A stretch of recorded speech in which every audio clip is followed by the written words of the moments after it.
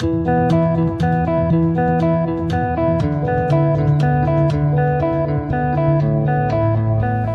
third of our 5 frequencies is what we tolerate or don't tolerate. I find this is often one of the hardest for leaders to be deliberate about, because it is about how we react to things as they occur.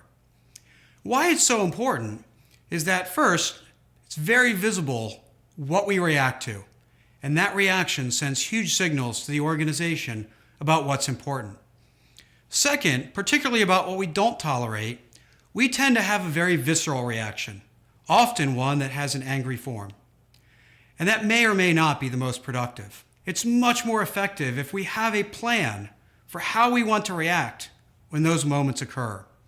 Are we choosing education? Are we asking people to take action? If we're more clear about what we want to do, how we want to react when we see something that we don't tolerate, it's much more likely that we get the result that we want. A common form of management advice is the adage that we praise in public and criticize in private. I disagree with that. Now, this is probably true for performance, where that criticism should be handled privately. But when it comes to behavior, it's counterproductive. For example, if you're sitting around the table with a group and someone tells a racist joke, you might pull that person aside afterwards and say, "Hey, that's not okay. You shouldn't do that." And that person heard the message. But what everyone else saw was you tolerate that act, tolerate that behavior.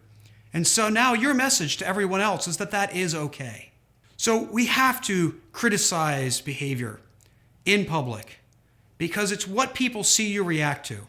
That doesn't mean you jump up and down and scream, but how you react and what you react to sends a huge message to the organization about what you really care about.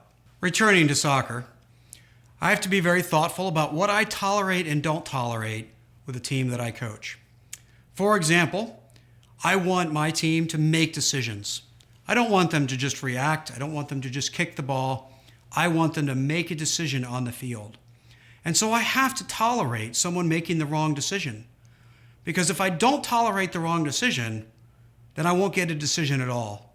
I'll get a player who wants to get rid of the ball as quickly as possible and not be willing to make that decision. Now, I still have to learn from their decisions, but making the decision is the important act. More importantly, the act that I don't tolerate is arguing with the ref. First of all, it's not productive.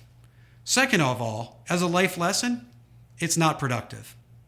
You can't go through life by throwing your arms up in the air and screaming at the ref. Whether it's your boss, whether it's the policeman who pulls you over for speeding, whether it's your family. Throwing your hands in the air and arguing with the ref is not going to be a productive way. So they're not allowed to do that. Someone argues with the ref, that's the first thing that'll get you pulled off the field. They'll understand why, it'll be explained to them, but that's not okay on my team. What I tolerate and what I don't tolerate sets a tone for the entire team. Just as important as what we don't tolerate is what we do tolerate that's not easy to. For example, I was working with a small company that did food co-manufacturing, and they wanted their employees to have ideas. So one of the employees asked about the date code that they put on a box. On the date code included 2 zeros that had always been there and never changed. The employee said, "This seems wasteful. I think we should examine eliminating them." They talked to many people, production, they talked to sales, they talked to logistics, they talked to regulatory, and nobody thought those 2 zeros were needed. So eventually they eliminated them.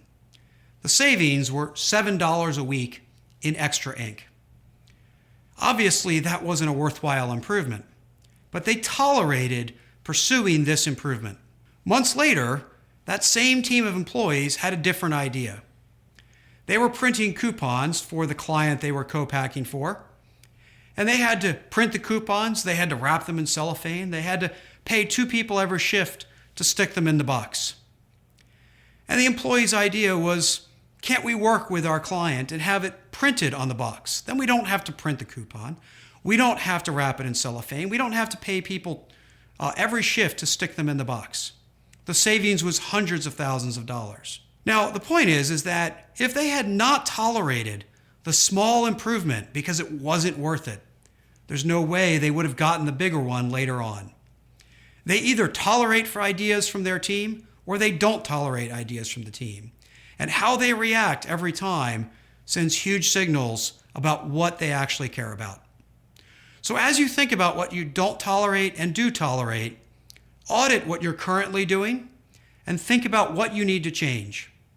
And be very deliberate about your tolerate and don't tolerate to be consistent with what you want to make important.